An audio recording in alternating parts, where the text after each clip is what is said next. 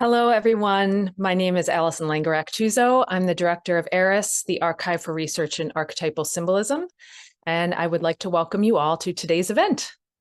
We will be getting right into it, but I do have one exciting announcement before we get going. ARIS has just released a new publication.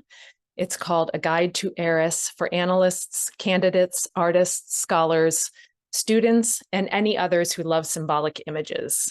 And it is exactly as the title implies, it is a guide to ARIS, who we are, where we came from, how to use ARIS and its resources, and perhaps most importantly, how Jungians, artists, and others have used ARIS and the symbolic method to explore, enrich, and deepen their work.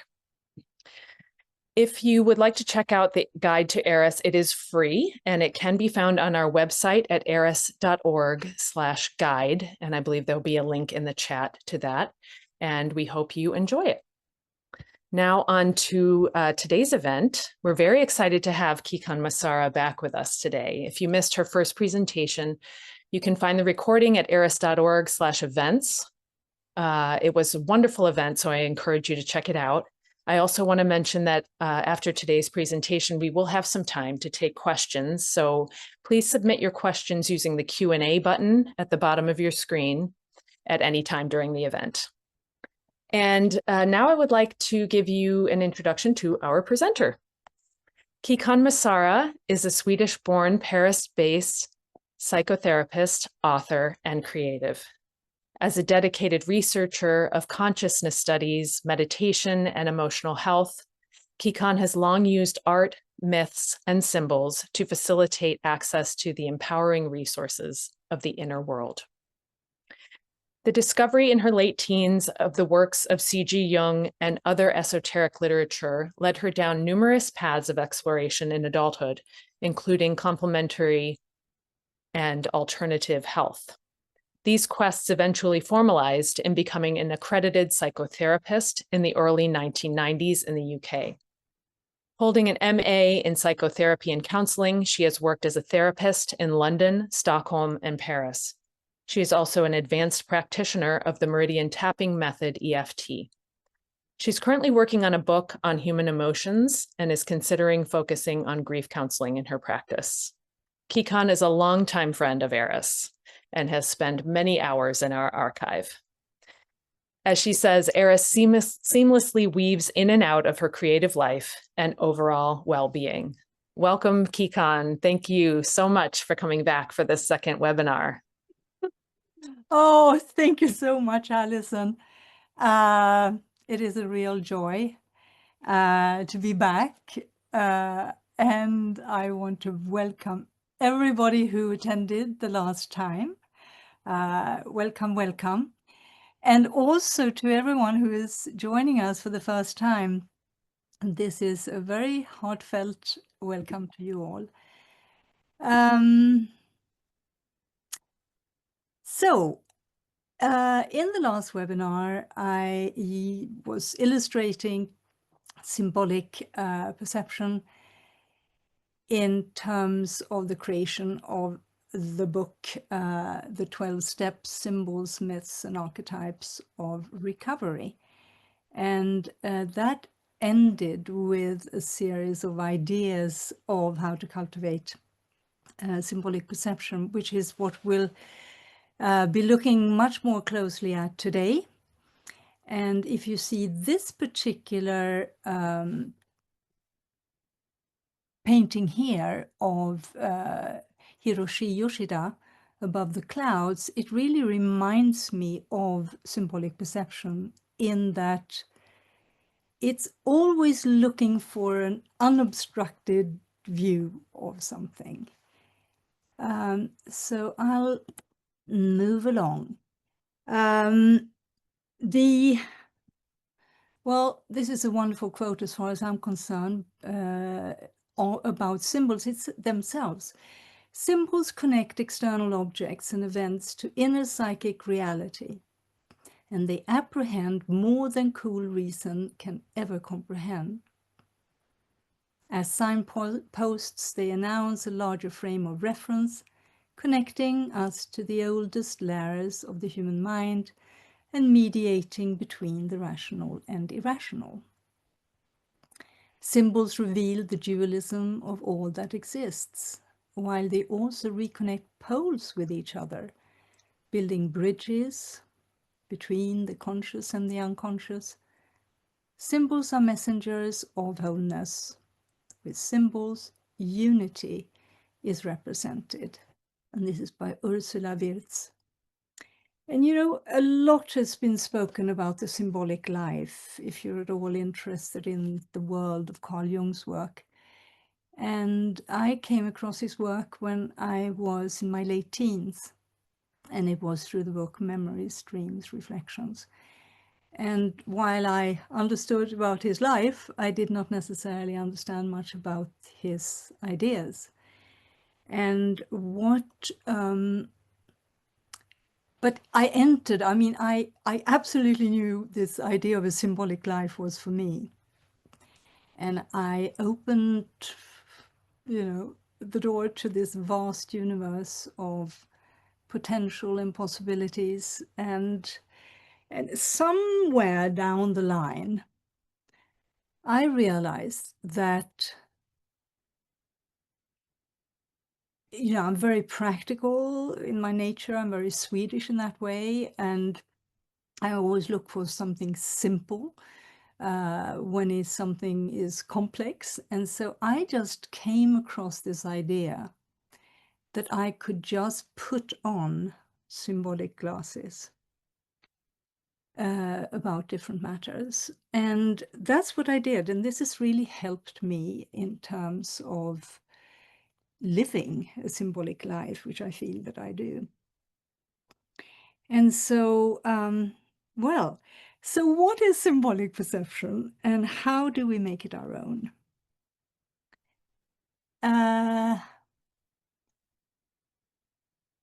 Well, in this painting, we can see far, much further than we could if we were navel gazing in a sort of valley of narrow concern. Symbolic perception, I just put a few words together on this. Symbolic perception is a human faculty whose time has come. It finds a much wider view of all things human than the egocentric perspectives that are so common today. It is, after all, in its nature to find what unifies, not what separates. It seeks the fuller picture and doesn't focus on the parts. Symbolic perception is meant to help us navigate life on Earth, but for many of us, it's gotten rusty. Practically speaking, the idea is to get out of those valleys of narrow concern and up onto the mountainside, you know, where we get a view. I mean, here with Monet's painting, we get the view of the sea, we get a view of a distant church, we get a view of trees and nature. And through a symbolic lens, we can look at our human concerns also with empathy, even curiosity, and solutions are easier to notice. By putting on symbolic glasses, we plug into a more intuitive reading of our issues. This may be experienced as a whole body way of knowing, and is very different to the experience of thinking our way to understanding something. It's not about interpreting, but sensing the personal meaning something has for us. And symbolic sight is breathtaking in its capacity to connect the dots of a fuller picture in many different areas of life, and has an astonishing way of reconciling opposing influences, contradictions, polarities, and complexities that are encountered personally as well as collectively. It reveals the beauty of the whole beyond the parts, beyond the differences. And so the contrasting approach to symbolic perception is taking things literally. And this comes at a peril today. So here we have a few quotes. Anselm Kiefer suggests that we live in a world of broken images. And T.S. Eliot, where is the wisdom we have lost in knowledge? Where is the knowledge we have lost in information? And Jules Cashford, reasoning is knowledge gained about something, not knowledge which changes you, or which you have to change to know.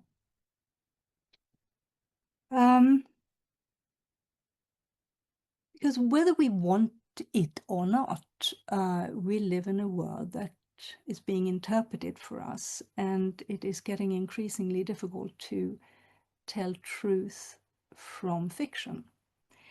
And information and knowledge is moving so fast, and it amplifies on a daily basis. So it's not so strange. It's actually very understandable that many of us fear being left behind, missing out, not keeping what we have, maybe losing what we want, or losing what we have and not getting what we want. And I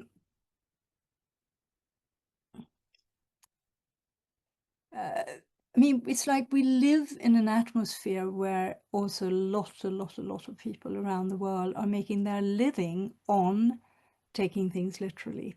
They have personal opinions that they promote relentlessly, and they comment and judge and evaluate. And it's become a challenge not to become very opinionated oneself. Not to take things literally is very difficult. We're bombarded by information and stuff. So, and what happens, of course, is then we point the finger at others, and we blame them and we shame them. And all of this is really just perpetuating false perceptions about truth, about the nature of reality, about what's going on. And the human psyche needs peace and quiet, to thrive. But instead, we're at the mercy of effects like confusion, overwhelm, can be, energetically depleting, etc., to be at the mercy of all of this literalism, you could call it. And at the heart of it is what has been coined as the arms race for human attention, because human attention has become a commodity. And in that, we become pitted against one another instead of being brought together, which, I mean, surely, in my humble opinion, is what is needed, that we come together. And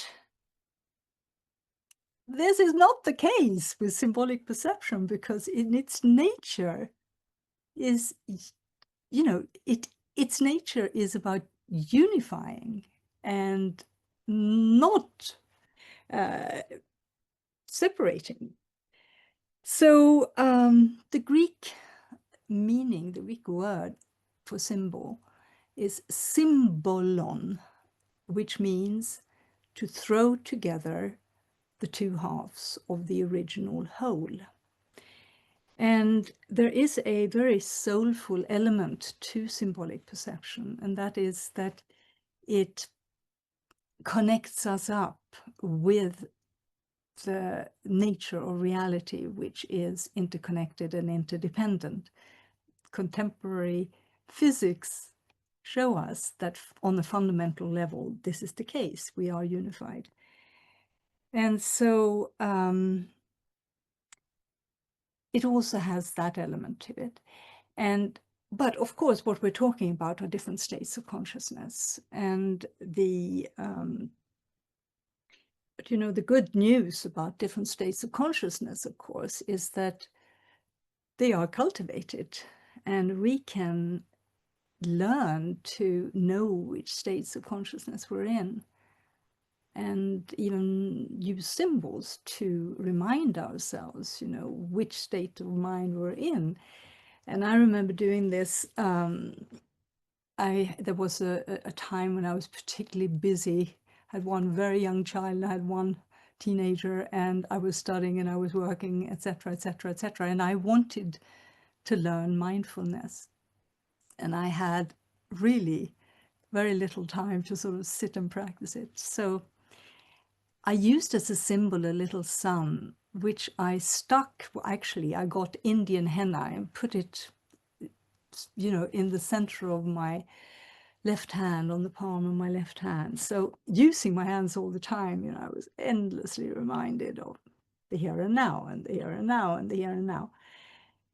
And also when, talking about symbolic perception, there are so many benefits to looking at things symbolically. We can kind of use it, really. You can try it on anything. Whether personally, we can look at our relationships, our livelihood, our health, our growth, our spiritual practices, what have you. We can look at all of these things and relate to them through symbolic perception. And from a collective perspective, we can also do that, whether we are helping or supporting others, whether we are of service in the community, or whether we want to look at global events. And so here we got Magritte, the Belgian painter, who absolutely loved paradoxes and metaphors and endlessly showed them in his work. And you could say that he's absolutely right, if you look to the right, of saying that this is not an apple, because it's an image of an apple. And this reminds me of how symbolic perception very, very often is about inner images. How symbolic perception has a visual lens somehow. And so when we want to engage, we need to know our associations to different things. So for example, here we can say, okay, this is not an apple, and yet it evokes apples within us. And so what is the first thing that comes to mind when we think about an apple? Is there an image for it? I get a green apple. We could ask, what image memories emerge or rise when I think about the apples of my life.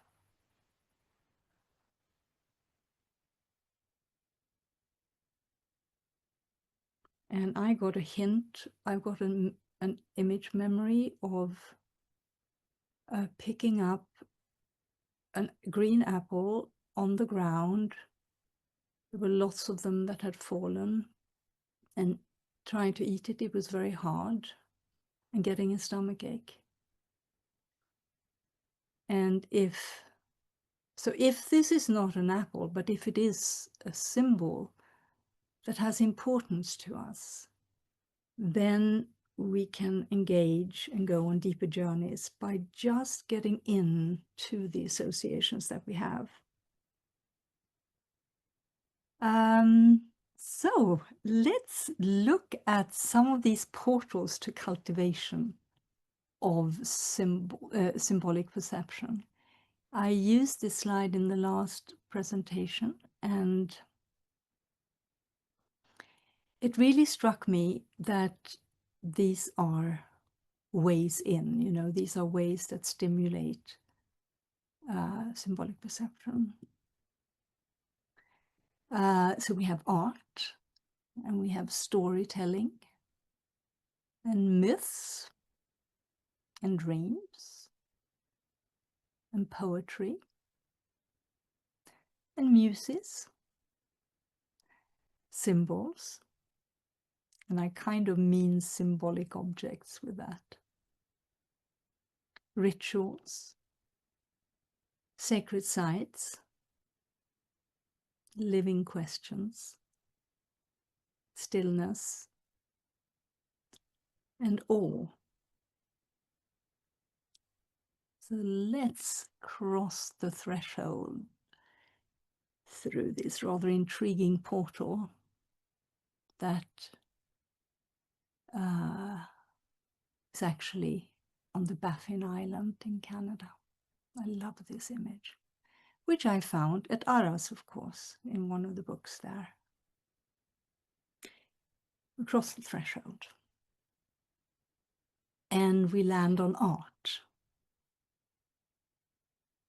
Now, art and symbolic perception, the connections are absolutely huge.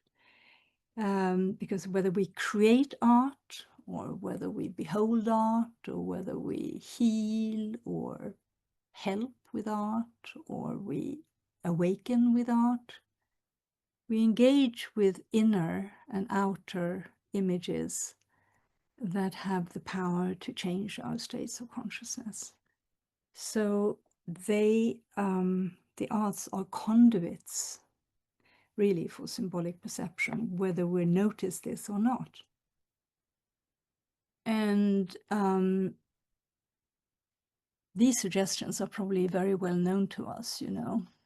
I suggest doodle and color mandalas, paint, draw and watercolor, collect images and postcards, collage issues and challenges, flick through art books and go to exhibitions, photograph and film. And when it comes to creating art, which most of these are, then I just want to read this quote by Georgia O'Keeffe, which is, I found I could say things in color and shapes that I couldn't say any other way, things I had no words for.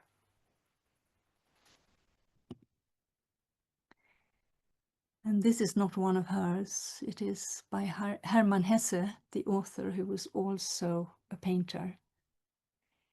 And, you know, with the creation of art, I mean, there is a wonderful quote also by Susan Magsamen and Ivy Ross from their book, The Brain on Art. It is, think of the arts as an activity that changes your biology, emotional state, and enhances your mental well-being. It's very, very powerful. And Jung was convinced that image was key. I mean, that whether it was an inner image, an outer image, whether it was in terms of process or product. And he famously said that the years when I was pursuing my inner images were the most important in my life. In them, everything essential was decided. Well, you know, that's how he came to really understand or create or present his model of the human psyche, of the approaches to it. And I mean, it changed everything in terms of, well, I don't know if it changed everything, but it certainly, his years of inner images, they certainly, as he says, were the most important. And everything essential was decided then. But he also was convinced that creative imagination is the only primordial phenomenon accessible to us. The real ground of the psyche, the only immediate reality. Now, that is really a big statement, you know. the primordial, the real ground of the psyche, the only immediate reality. Creative imagination is that. That's really big as far as I'm concerned. But being a painter himself, Jung was also very interested in finding out the artist's secret. And what he meant with that was a process that allowed the artist to serve a mediating role in the culture. Now, the artist's secret is explained very sweetly in a story about, it's well-known story about a woodcarver in the Taoist text, Chuang Tzu. So, I'm going to read to you about it. Once there was a master carver named King who created a beautiful bell stand for a prince who greatly admired it and asked King to reveal what his secret was. King explained that before carving the piece, he had to set his mind at rest through fasting and forgetting and not being concerned with the results. Then he said, I went to the forest to see the trees in their natural state. When the right tree appeared before my eyes, the bell stand also appeared in it, clearly, beyond doubt. All I had to do was put forth my hand and begin. If I had not met this particular tree, there would have been no bell stand at all. And this experience of being a channel for creation is known to many. And let's just take a look at Monet's Andromeda emerging out of the marble. Now, when it comes to beholding art, George Bernard Shaw suggested that when you use a glass mirror to see your face, you use a glass mirror to see your face. You use works of art to see your soul. So historically, art has also been used as spiritual processes and as a way of transmitting states of consciousness. And a friend of mine who studied painting in the Far East told me about one approach to this. And that was that first you cultivated a state of being that you wanted to transmit in your work. And in that state, you wove the canvas. And then in that state, you brought it to a priest or a holy man to be blessed. And in that state, you created the pigments for the paint. And then in that state, you did the first layer of the painting, which was, in her experience, the sacred geometry of a deity. And, transmission of states of consciousness through art is very known in, religious art and different cultures from Egyptian onwards. And it's very noticeable in the Tibetan tradition. And there is one which is called the Descending Buddha or the Welcoming Buddha. And these paintings are placed near the dying to remind and reassure them of the welcome that they will have past physical death. And sometimes a string is tied to the person and the painting. Now, when it comes to healing or helping with art, well, for years I've collected images of all kinds and a lot of postcards as well, and they have a wild bunch of range of motives, from faces to sculptures to houses to geometry to weather to, I mean, it goes on and on.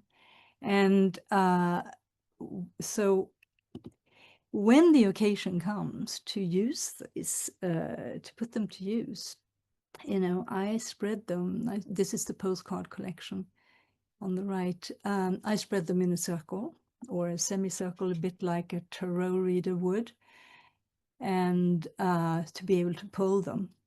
And so I then have, you know, it can be absolutely fascinating to do this. And, you know, there are lots and lots and lots of possibilities. I mean, these are just a few. All of these can be portals into all kinds of explorations and healings and journeys of transformation.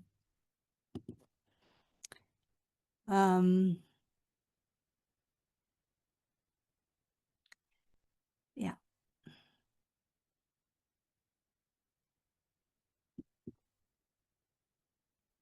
And you imagine what could follow if you pull a card of an abandoned house. It could be an incredible journey that you could, just this one image could lead to. And that was the case for me in an experience that I had, and I actually wrote it down. So I'm going to share that with you.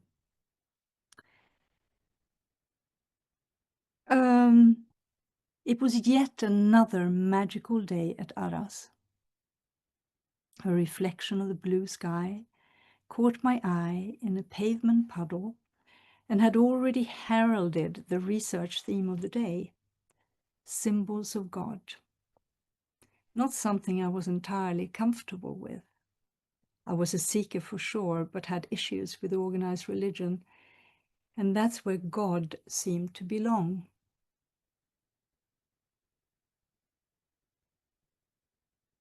From the moment this image came to me that day, the way that images just do at Arras, a breathtaking inner knowing rose inside that a tender relationship with this mystery was possible for me. My childhood imago Dei had always made me feel judged and criticized. It was the one-eyed image of God that saw everything. Never was I enough. Never was I worthy. But this was not the case when I looked at this quiet image. And for many years now, it has softened me again and again. There's tenderness and a profound sense of being connected, of belonging, of being home. That state of being has encouraged faith to grow in the unseen and for beliefs to sink in that, yes, the universe is benevolent. This image always seems to balance the heaven and earth within me. One day, when I was walking past the Grand Palais in Paris, I felt a pull to go in and see an exhibition about the Gupta period in India. And at one point, you have to climb some stairs to see the rest of the exhibition. And there, in that very space, stood this sculpture.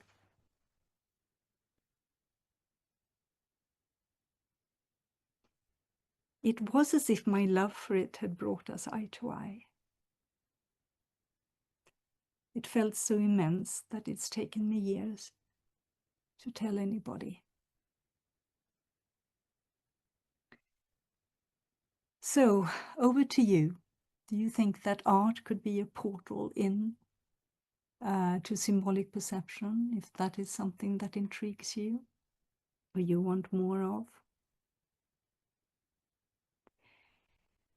Now, so the next portal is storytelling. And like art, storytelling is exceptional. It's an exceptional portal to symbolic perception, because stories connect us to the very roots of our human collective. And I mean, well, there's much to say about storytelling, but Joanna Macy uses the term great story when she speaks about storytelling. It is, quote, like a force field charging the many incidents of our personal history with meaning and significance. Great story plays upon our minds like a symphony, activating different tones, themes, feelings, and fancies, illuminating parts of ourselves we didn't know we had. When we join great story, we align our lives with evolutionary forces that carry us beyond old agendas into new ways of being. Now, the world is made of stories, and we are narrative beings with brains that are storytellers in themselves.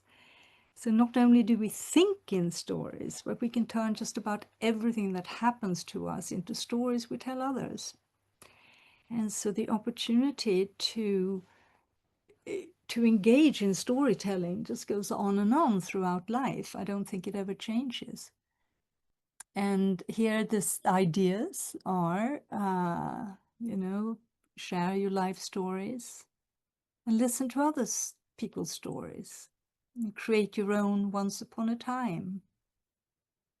Dialogue with story characters. Read fairy tales last thing at night.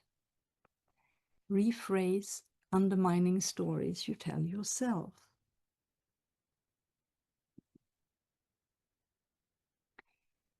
These two figures are from 5000 BC. We've been at it for a long time. And of course, in today's world, there are such extraordinary mutual help groups. I advocate 12-step fellowships in the sense that they are very much about sharing stories, and they can address all kinds of subjects that are of concern today.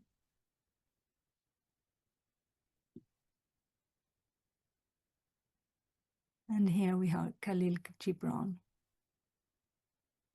My friend, you and I shall remain strangers unto life, and unto one another, and each unto himself,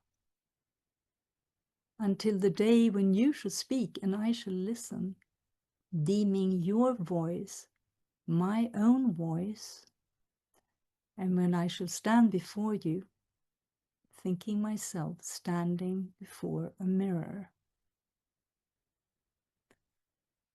Well, that's what stories and sharing and listening and hearing do. I mean, it's incredible what can come, if you write down once upon a time there was. It just flows. And I really love this painting. It's called Noir, which means black. And the painter has written what black means to him. Black as, black as, black as.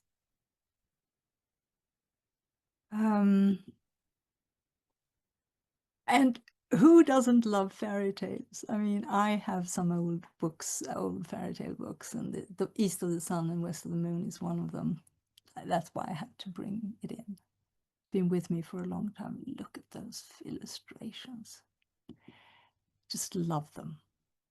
And here we have Arabian Nights, God, the adventures that you can go on by reading these. And, well, I was brought up in the north of Sweden, so of course, there are lots of woods there. So can you imagine how reassuring it is for a little girl to see a little barefoot little princess in the middle of the mossy wood kissing a big bear on the nose because she worries about him. And to the right we have, you know, The Ugly Duckling, Andersen's fairy tale. And I remember being absolutely seared with pain for this poor thing, this outsider story, this, you know, outsider of the community story with a happy ending. It took a while to get there, but... And then as a teenager, you know, Rapunzel on the right, I mean, this is very much what it felt like. It felt like I was locked into this tower and I was just waiting to get out, or to get rescued for that matter. And so fairy tales, they bring us to all kinds of landscapes. And sometimes they save our lives, because here we have Scheherazade, Zad, it's hard to remember how to pronounce it, who, with her sultan, and for 1,001 nights, she told him stories to stay alive day by day, but she never let him know the ending. So she would get another day. And after 1,001 nights, he gave up and they stayed married. Now, not far away from stories and storytelling, we have myths. And the human race has always used symbols to express its awareness of the dynamic creative forces underlying existence, variously believed to be the elements, the gods, and the cosmos, or the cosmos. At a more conscious level, symbols, particularly symbolic stories such as myths and legends, have been used to express abstract qualities such as truth, justice, heroism, mercy, wisdom, courage, and love. In Jungian terms, we are all born with instinctive predispositions toward these qualities, a set of internal blueprints of what it means to be fully human. And that is very much what myths do for us. They have the mysterious capacity to contain and communicate paradoxes, allowing us to see through, around, and over the dilemma to the real heart of the matter. Those are words by Liz Green and Juliet Sharman Burke. And there is I mean, why are they so important? Because in terms of connecting myths being portals, well, there is no difference really between looking at things through a mythical lens and a symbolic lens. And there is a myth and a story to most predicaments that are known to us humans. And they help us make sense of the peaks and valleys of human life on Earth. Now, the author and storyteller, Michael Meade, he speaks about two storylines going on at once in human life. And one of these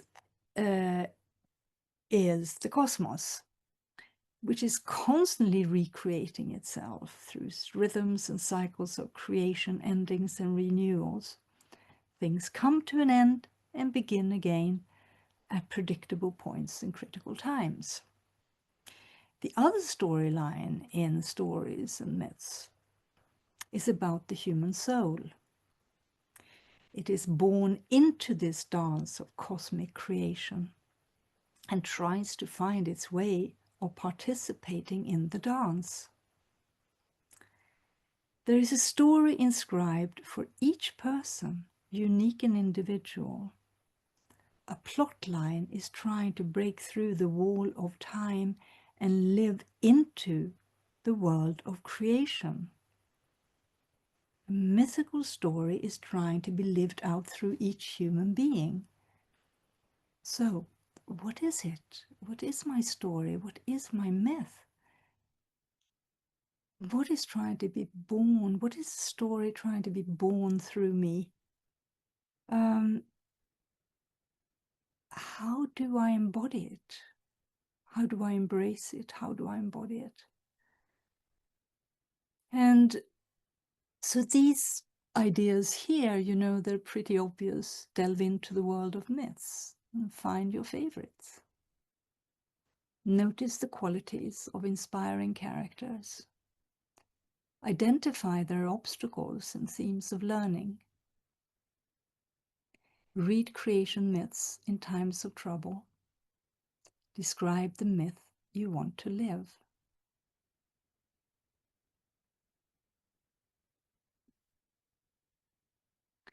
You know, the great myths. We have King Arthur and the heroes myths. We've got St. Michael.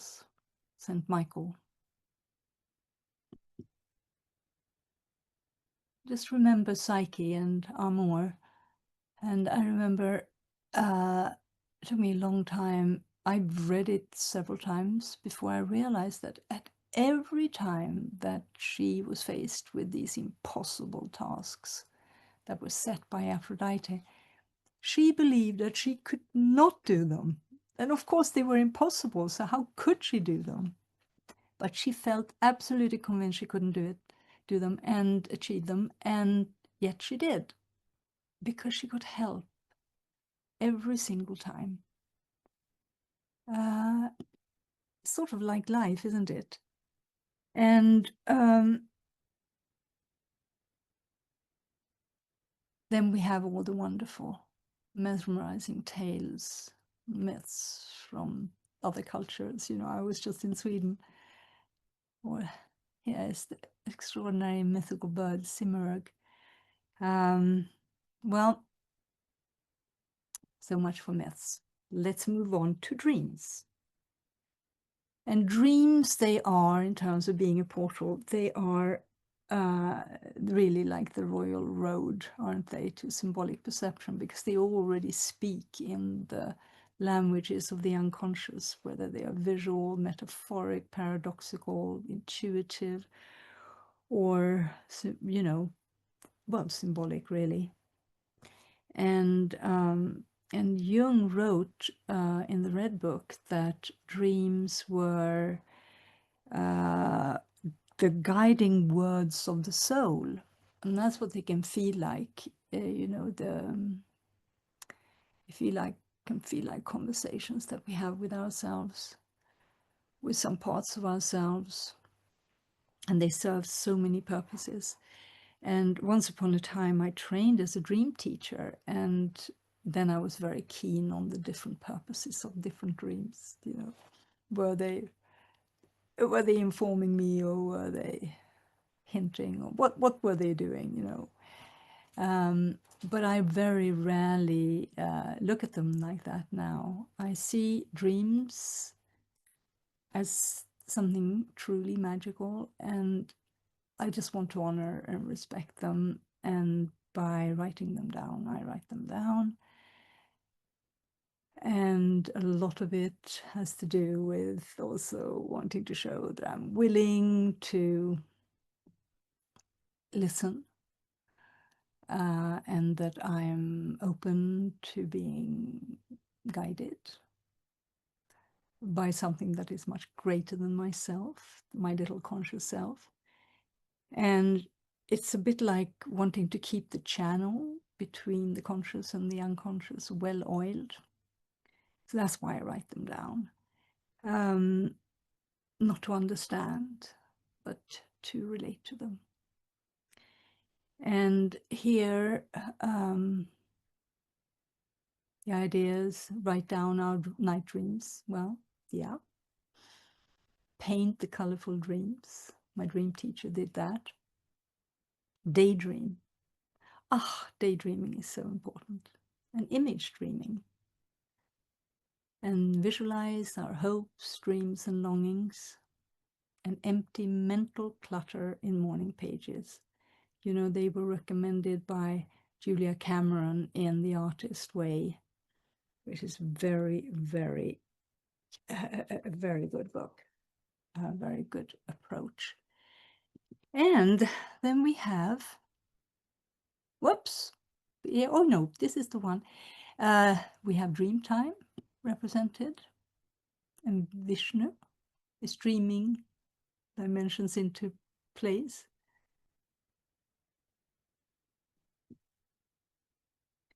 We have the 7 sleepers, which is a myth in both in Christian storytelling and Islamic storytelling as well. Some people refer to these 7 sleepers as different states of consciousness. I haven't looked into that at all. And then we have a little Pablo Picasso, The Dream.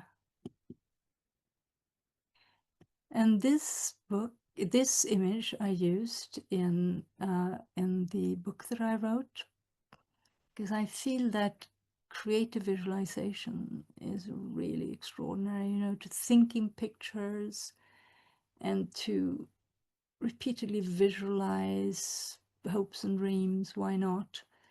I don't do much of it, but I know that creative visualization, because I don't really want to decide what happens, you know, but I know that if you actually use creative visualization in ways that where you feel that what you're creatively visualizing already exists, that you're very likely to get it.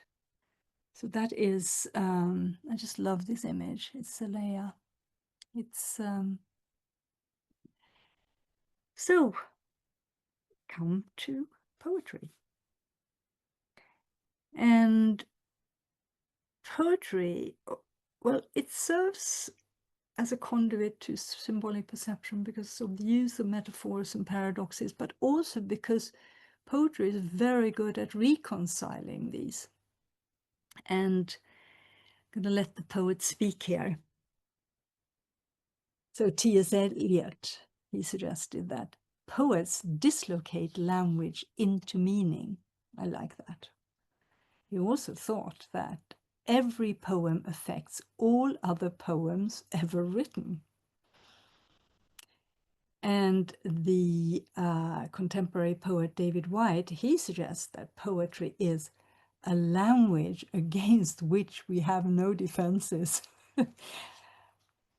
While Hafiz, you know, the Persian visionary lyrical poet in the 14th century, he wrote this line: "A poet is someone who can pour light into a cup, then raise it to nourish your beautiful, parched, holy heart." And then these lines, which I could cry every time I read them. I wish I could show you, when you're lonely or in darkness, the astonishing light of your own being. So a good poem can move us, it can awaken us, it can inflame us, it can break through our denial, it can trouble us, nudge us, it can calm us, soothe us. And it's very good at reminding us about what really matters. And so here the suggestions are pretty straightforward.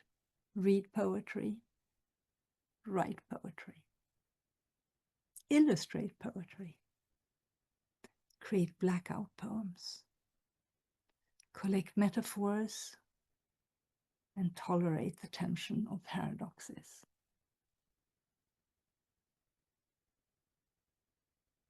This is the poet Christina Rossetti.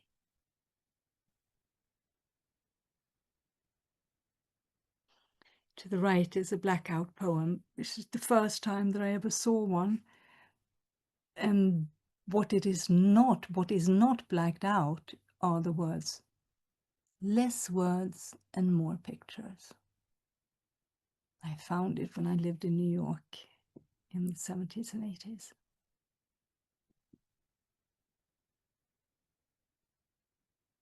Tolerate the tension.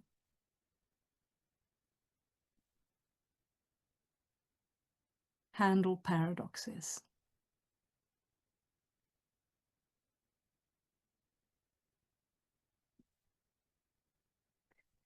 And this brings us, so close to poetry, to the muses. And they remind us of the multidimensional nature of reality, which is something that symbolic side absolutely engages with as well.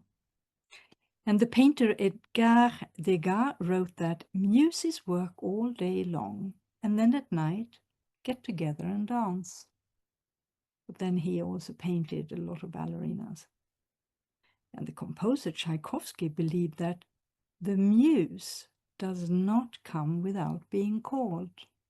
And I would tend to agree with that. I think it's really important to call on the muses. I mean muses, not just the muse. And the musician Nick Cave has noted that most people wait for the muse to turn up. That's terribly unreliable. I have to sit down and pursue the muse by attempting to work. So I've encountered my muses over time, and they are now quite a motley crew of people I have long admired, some deities, but also this sense of having invisible helpers and heavenly supporters, as I call them. And I call upon them when I engage with creative work, and I call upon them when I'm stuck, and I try to actually say thank you, because they do show up. And I try to remember to say thank you every day that I, at the end of a long day's work, because they were there. So visualize personal muses, imagine invisible supporters, invite their presence before creating, ask for support with the task at hand, call on them when stuck, show your appreciation. It's kind of what I shared. And of course, in Greek mythology, you had the 9 muses. They often are portrayed with wings, not here. But you can see one of them to the right, that's the muse of history. And I don't know in the studio to the left if this is if it's a model or if it is his muse. And Cézanne, he thought that being inspired was to be kissed by the muse. So that's the name of this painting. And I personally feel that it's being just like struck by light.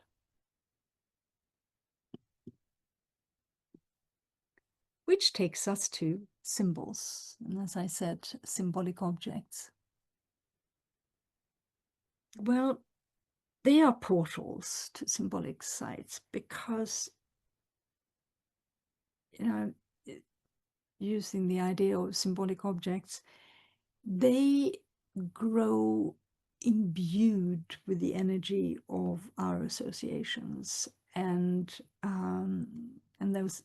they usually symbolize things that really matter to us. So they grow imbued by this energy of our intentions and associations. And being close to our symbols allows us to work, or to walk, the path of the literal as well as the mythical at once. So we can have a very regular life, but as long as we have a few symbolic objects around us that remind us of the other reality, we're walking both. And I remember a woman it was like 3 decades ago, it was on the northern shore of Bali, the island, and she told me that she spent her entire morning cleaning and attending to her ritual objects and to, doing her ritual connections with her deities. I'm not sure what she did quite there. But in the conversation, she just said to me, well, these are living beings, and they need to know that I care and that I love them. I was always struck by that. And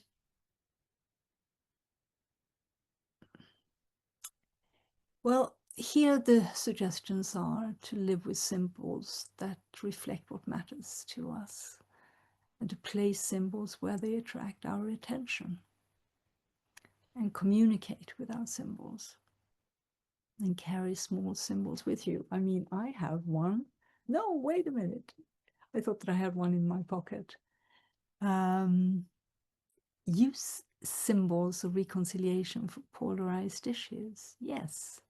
Take loving care of your symbols. I just have a few, these are not mine, they are just symbolic objects that I love.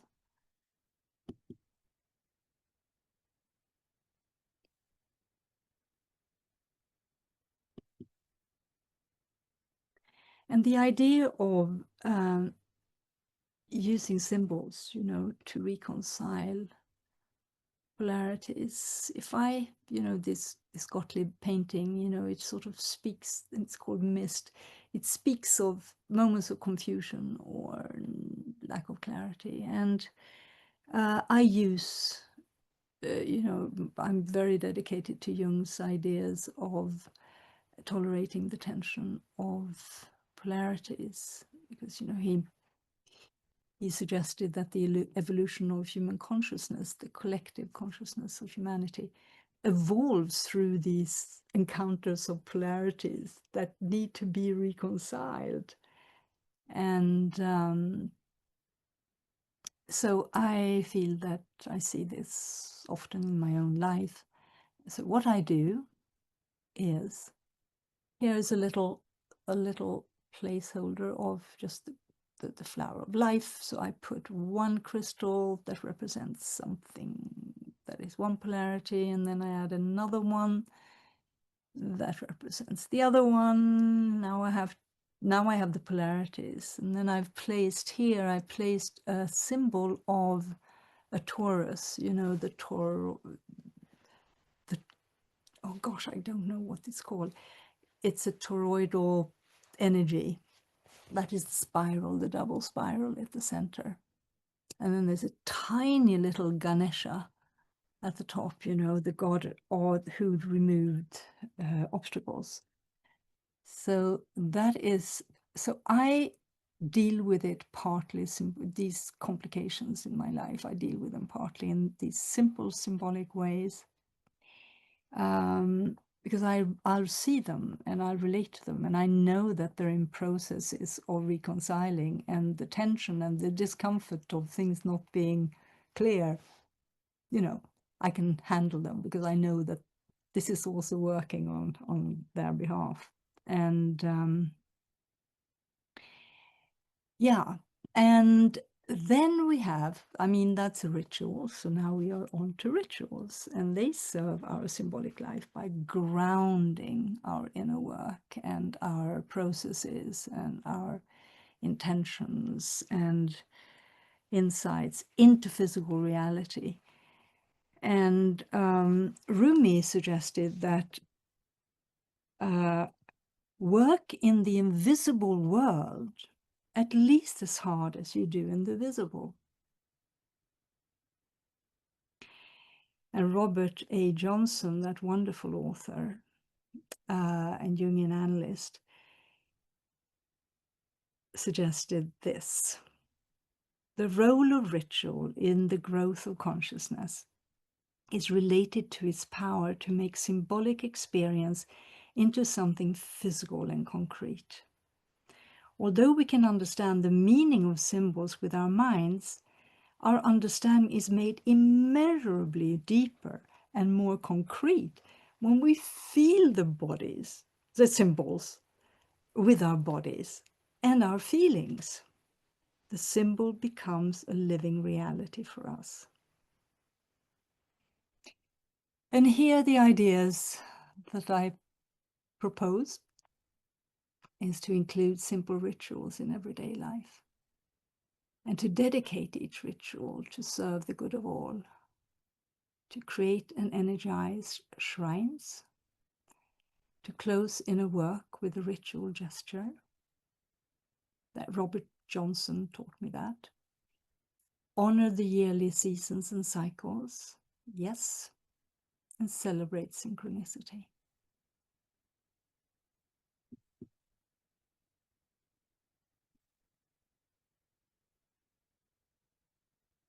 Dedication. I think dedication is really wonderful. All inner work really it benefits from being dedicated, and you can use anything, we can use anything, but I like to use for the good of all. I love this image.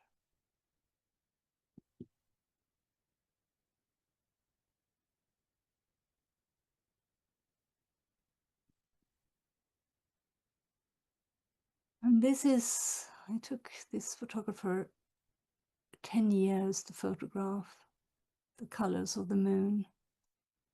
But we live in cycles and seasons and rhythms.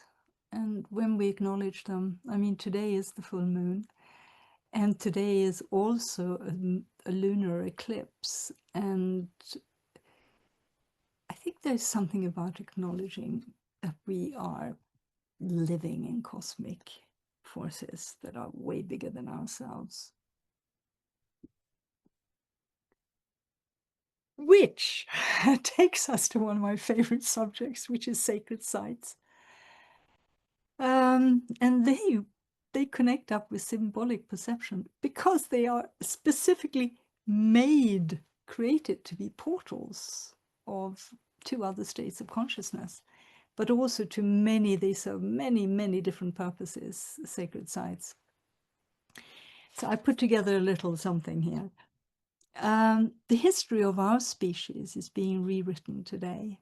Our ancestors possessed extraordinary knowledge and skills in order to construct the ancient temples, megaliths, pyramids, and other sacred sites we see in the thousands on Earth. They knew how to operate natural laws. To construct these monuments, our ancestors had to have a solid understanding of the flow of subtle energy, telluric earth energy, and cosmic energy as well, and of sound, resonance, geometry, mathematics, gravity, electricity, frequency, harmony, astronomy, as well as an intimate awareness of a multidimensional universe. These sacred sites once formed an interconnected grid of power places across the world. They were always built on geomagnetic hotspots with precisely chosen materials, stones, very, very precise, and engineered into place with technologies that we do not have and still baffle us. I've been to some of those places. They were built for different purposes, from harnessing, storing, generating, and directing energy from the earth as well as the cosmos to increase crop yields and human fertility. Many purposes like that. And they also served as places of assembly, were used for rituals, oaths, pledges, marriages, and other mutual agreements, and were used for inducing altered states, near-death experiences, and journeys to other dimensions and realms. Um, Walt Whitman, I and this mystery, here we stand. Seek out sacred sites. They're everywhere. There are hundreds of thousands across the world. Engage with their mystery. Notice their energy and vibration. Explore sacred geometry. Create your own mandalas. Cultivate experiences that bring unity. This is the Chartres Cathedral Labyrinth, which is not too far away from here. Yeah. As author and researcher Freddie Silva, he does wonderful work on these subjects. As he points out, nearly all of the time that humans have existed, regular conversations across dimensions were a natural part of everyday life.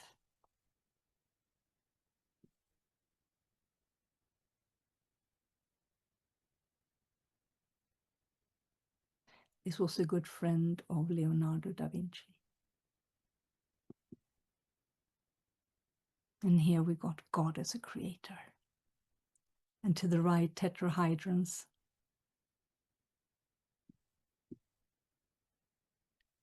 And this is the first version of Blake's Newton, painting of Newton. Geometry sound suspended, matter is light suspended, suggests Robert Edward Grant.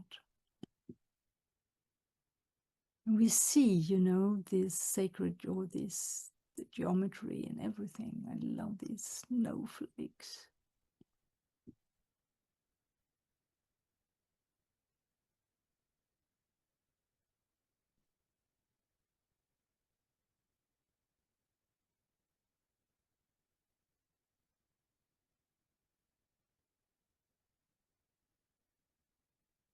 Which brings us to living questions.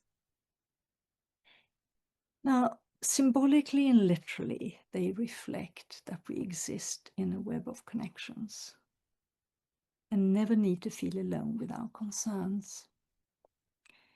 So being human and spiritual at once creates a bunch of problems, and it's not always easy to acknowledge that there are limits to what we can do on our own. But when we do know the limits that we have, then it becomes easier to ask for help and to receive it. And so living questions can be really about absolutely anything, but they can also be quite existential. And Albert Einstein thought that the most fundamental question we can ever ask ourselves is whether or not the universe we live in is friendly or hostile. And teacher and author Jean Houston thought it most wise to live these three questions. What do I want from the universe? What does the universe want from me? What do we, the universe and I, want together? And here are a few suggestions. Pay attention to questions within. Send your questions into the night. Call upon the heavens for guidance. Stay curious about their answers. Capture inspirations and insights. And notice subtle hunches. Oh, this drum of the cosmos.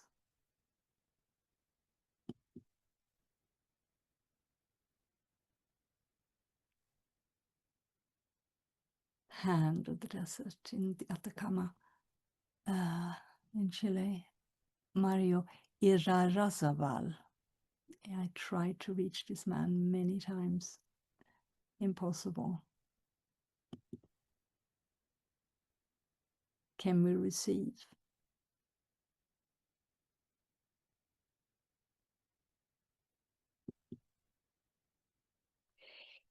we are arriving in stillness and as a portal, and stillness is the ground of our being, and it's where our true nature, you could say, dwells in silence. And without silence and stillness, to nourish and inspire us, it would be very hard to live a symbolic life.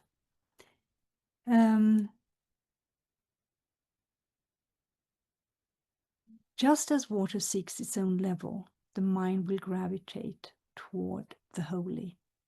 Muddy water will become clear if allowed to stand undisturbed, and so too will the mind become clear if it is allowed to be still. That's Deng Ming Dao. Herein lies the whole secret of existence. Waves may roll over the surface and tempest rage, but deep down there is a stratum of infinite calmness, infinite peace, and infinite bliss. Vivekananda. And Franz Kafka, here goes. You do not need to leave your room. Just remain sitting at your table and listen. You do not even need to listen. Just wait. You do not even need to wait. Just become still, silent, and solitary. And the world will freely offer itself to you and be unmasked. It has no choice. It will roll in ecstasy at your feet. Be generous with time for silence and stillness, and return often to our still point. Behold sacred art. Draw meditatively with the eyes closed. Allow space for uncertainty and appreciate emptiness.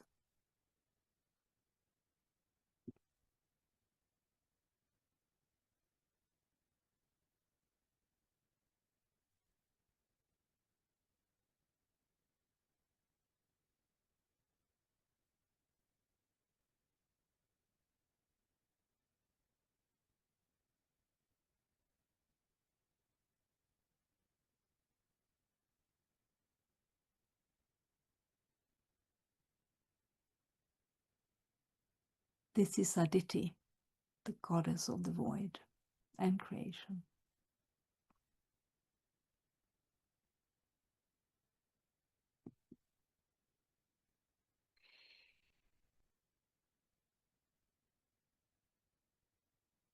What to speak after that?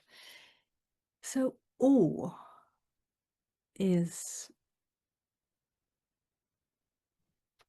it relates to symbolic perception in that it's the state of consciousness that experiences the wonder of life, or the miracle of life. And it's a place where it feels like everything has its place in the universe, you know. There is, like Jung said, there is an invisible order in all chaos. There is an invisible order. And some thoughts around that. The moment one gives close attention to anything, even a blade of grass, it becomes mysterious, awesome, indescribably magnified world in itself. Henry Miller. The possession of knowledge does not kill the sense of wonder and mystery. There is always more mystery. That's Anais Nin. I have observed the power of the watermelon seed. It has the power of drawing from the ground and through itself 200,000 times its weight. When you can tell me how it takes this material and out of it colors an outside surface beyond the imitation of art, and then forms inside of it a white rind, and within that again a red heart, thickly inlaid with black seeds, each one of which in turn is capable of drawing through itself 200,000 times its weight. When you can explain to me the mystery of the watermelon, you can ask me to explain the mystery of God. William Jennings Bryan.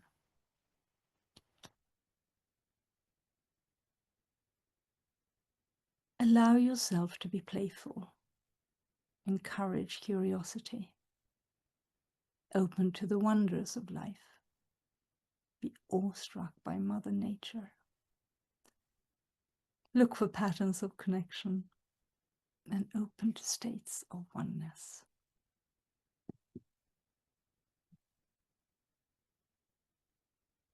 Mother Earth, Father Sky, and the sea and water, dawn and dusk,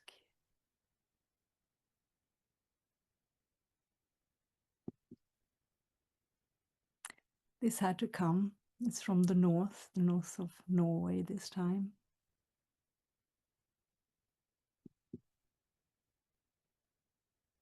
The sun.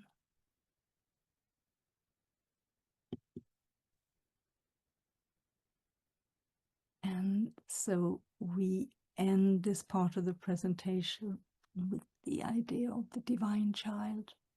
It's not quite a watermelon that she's standing on, but, you know, the spirit of the child is really